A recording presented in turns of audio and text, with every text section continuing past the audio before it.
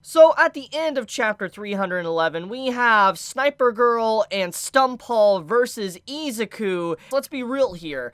These two characters, like, Sniper Girl and also Overhaul, they're definitely not there because of All for One. It's been very apparent for a while that if Overhaul was to confront Izuku ever again, he's definitely not going to be a friend of Shigaraki and Overhaul's plans, and judging by how you can clearly see him behind the Sniper Girl, he's laying up against the wall, you literally see him having no arms, it's kind of obvious who it is.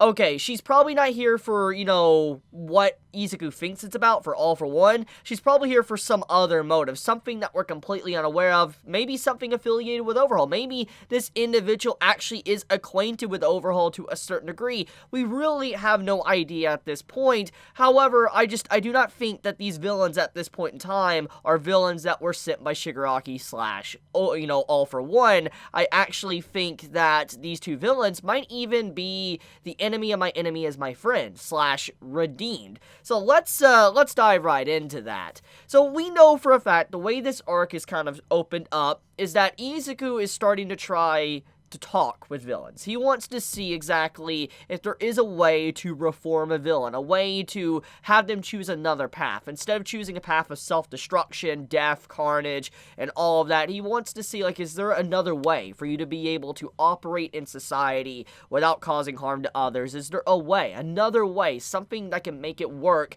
for you to actually have a normal life? This is what he's obviously trying to question and find out for himself. He's trying to figure out, how he can really help out villains as a hero.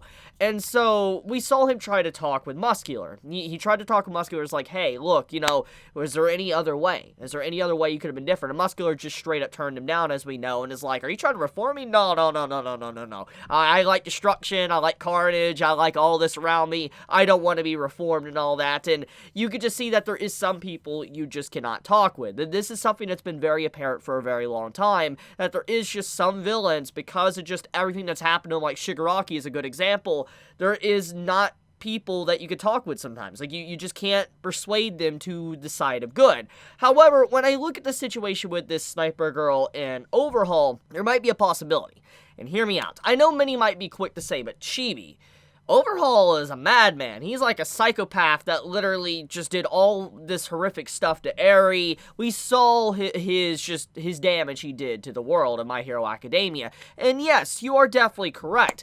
However, I do think, though, deep down, Overhaul, Chisaki, I don't think he's actually a full 100% evil guy. Like I said, I know he did a lot of bad things. What I'm trying to say, though, is this: if we actually look at his motives and what he was trying to do within the story with Eri, he was just doing a means to an end. For instance, he was just sacrificing Eri, which is wrong, yes, and should never have happened, but he was sacrificing her to be able to get rid of quirks, to have everybody have a better world. And in all reality, let's be honest here, quirks have definitely caused a lot of problems within My Hero Academia. I mean, we have seen it firsthand. I mean, All for One is such a good example. So it's just like, Chisaki, it was definitely onto something. He was just, in his own way, he was misguided, but he was definitely trying to make the world a better place. He didn't really feel like he was probably a villain. That's what he truly believed. He didn't feel like a villain even if he was. So it made him a very interesting character to see where he was going in the Overhaul arc. And so when you look at how he's obviously lost his purpose, he's lost Eri. He realizes his arms are gone and he will never be able to heal like his father figure ever again because he lost his quirk. He's in a state of just dread and turmoil. He doesn't really have any purpose anymore, probably. He doesn't feel like he has any more purpose.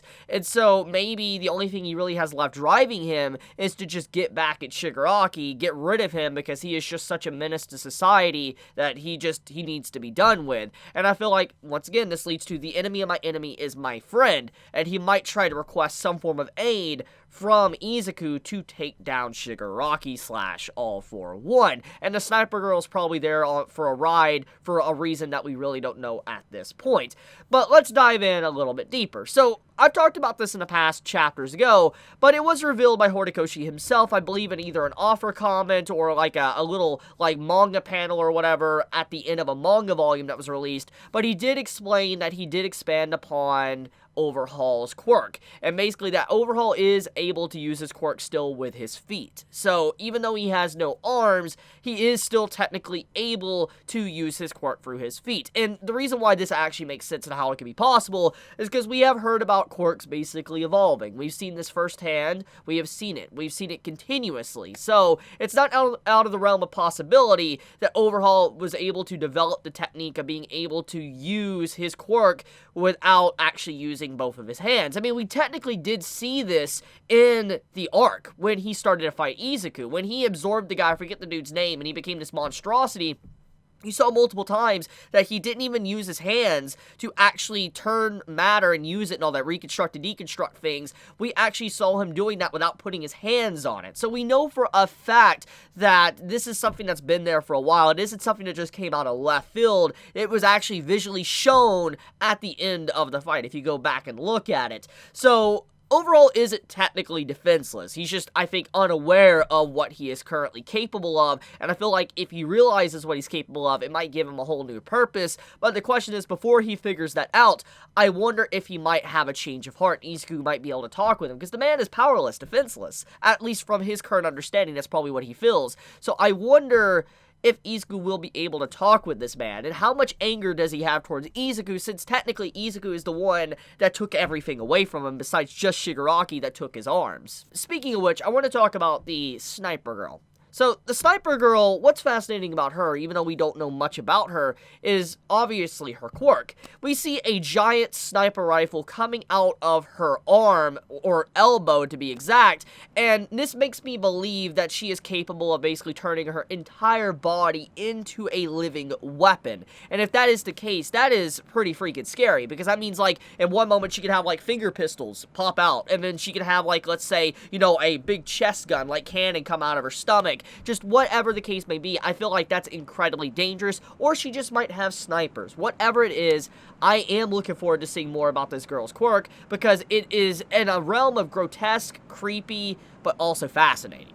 We have a brief scene with All Might and how he actually has a grenade thrown at him while he's in his Batmobile, and you're led to believe that he might have gotten injured or hurt, but let's be 100, there's no way that crazy vehicle that literally looks like a Batmobile got hurt by a grenade. Those windows are probably bulletproof, explosive-proof. There's just no way that All Might is in any danger, at least from that explosion. If anything, the only thing I would be worried about is there is someone like muscular or whatever that has a quirk to be able to penetrate the actual vehicle. But we know for a fact All Might, I was gonna say All for One, All Might, has probably a lot of money. He is someone that was the #1 hero for a very long time, so he had connections, he had hookups, he probably had a lot of technology to be able to plan for the day he finally passed on his quirk to protect himself as well, and most likely that vehicle is probably fully equipped and automatic to be able to deal with threats that probably, come at him. So I think he's okay for the most part, unless, like I said, there is a greater threat. The question is, though, is the person attacking All Might,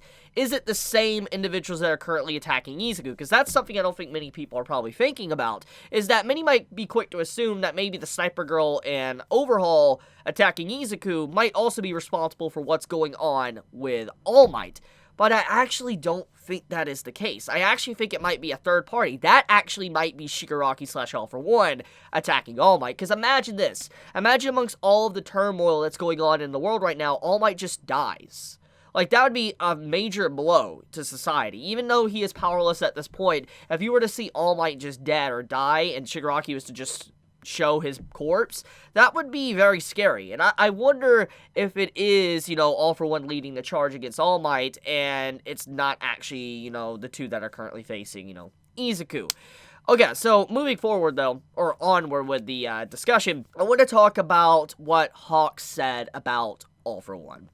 So, Hawks mentioned, why is hatred needed to take down One for All? Why is hatred needed to overcome that quirk that Izuku has? Because you would think a man that's lived for so long, so many years, he would have enough hatred stored inside of him to see the user of One for All and that connected with his brother. You'd think that he would be very angry to the point he would be able to overpower the quirk. But obviously that is not the case. He needs Shigaraki. And he does bring up a very good point. And everything about it is basically explaining how much of a sociopath All For One is. He literally is a textbook example of what a sociopath is. He enjoys being a demon lord / demon king, the villain of everybody, and he enjoys it so much that he needs an enemy. He needs a good guy to go up against him, and he doesn't really feel anything. He doesn't really feel any enjoyment, or I guess not enjoyment, he doesn't really feel a lot of hatred towards others because he's just really